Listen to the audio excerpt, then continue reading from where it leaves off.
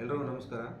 ಮುಂಡ್ರಿಗಿ ತಾಲೂಕಿನ ಎಲ್ಲ ಹೈವೇ ರೋಡ್ಗಳಲ್ಲಿ ಅಂದರೆ ರಾಜ್ಯ ಹೆದ್ದಾರಿಗಳಲ್ಲಿ, ಜಿಲ್ಲಾ ಹೆದ್ದಾರಿಗಳಲ್ಲಿ ಮತ್ತು ರಾಷ್ಟ್ರೀಯ ಹೆದ್ದಾರಿ ಎಲ್ಲೆಲ್ಲಿ ಕಂಡು ಬರ್ತದೆ ಅಲ್ಲಿ ಸಾಮಾನ್ಯವಾಗಿ ರೈತರು ಮೆಕ್ಕೆಜೋಳ ಮತ್ತು ಭತ್ತ ಈ ಥರದ ಬೆಳೆಗಳನ್ನು ರೋಡಲ್ಲಿ ಅದನ್ನು ಒಣಗಿಸ್ಲಿಕ್ಕೆ ಅನ್ನೋ ಉದ್ದೇಶದಿಂದ ಅವರು ಅಲ್ಲಿ ಅದನ್ನು ಹಾಕೋದ್ರಿಂದ ಆಮೇಲೆ ಅದು ಒಬ್ಬರು ಇಬ್ಬರು ಹಾಕಿರೋ ಸರಿ, ಆದರೆ ಈಗ ಎಲ್ಲ ಕಡೆಯೂ ಅದನ್ನು ಹಾಕೋದ್ರಿಂದ ಏನಾಗ್ತದೆ, ಅವಘಡಗಳು ಸಂಭವಿಸಿ ಯಾವುದೋ ಕುಟುಂಬಕ್ಕೆ ದೊಡ್ಡ ನುಕ್ಸಾನನ್ನು ತಲುಪುವಂಥ ಮಟ್ಟಕ್ಕೆ ಬೆಳೆದಿದೆ.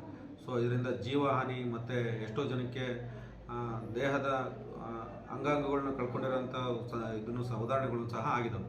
ಸೊ ಆ ನಿಟ್ಟಿನಲ್ಲಿ ನಾವು ಇದನ್ನು ಸುಮಾರು ಬಾರಿ ರೈತರು ಇದು ಸಹ ತಿಳಿಸಿದ್ದಾವೆ.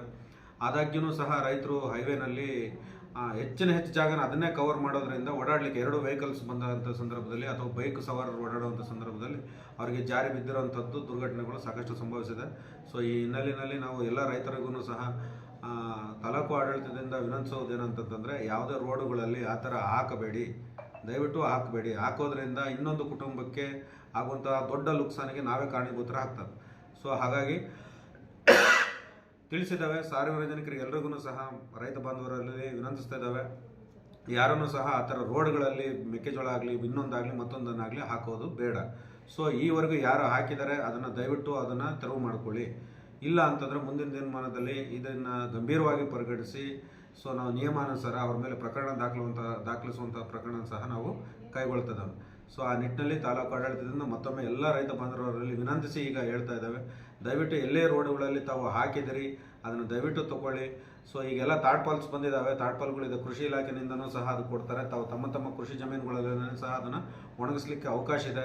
APMCನಲ್ಲಿ ಜಾಗ ಇದೆ, ಅಲ್ಲೂ ಸಹ ತಾವು ಒಣಗಿಸ್ಕೊಳ್ಳಲಿಕ್ಕೆ, ಹಳೆ APMCನಲ್ಲಿ ಜಾಗ ಇದೆ, ಅಲ್ಲೂ ಸಹ ತಾವು ಒಣಗಿಸಂತ ಇದು ಮಾಡಲಿಕ್ಕೆ ಅವಕಾಶ ಇದೆ.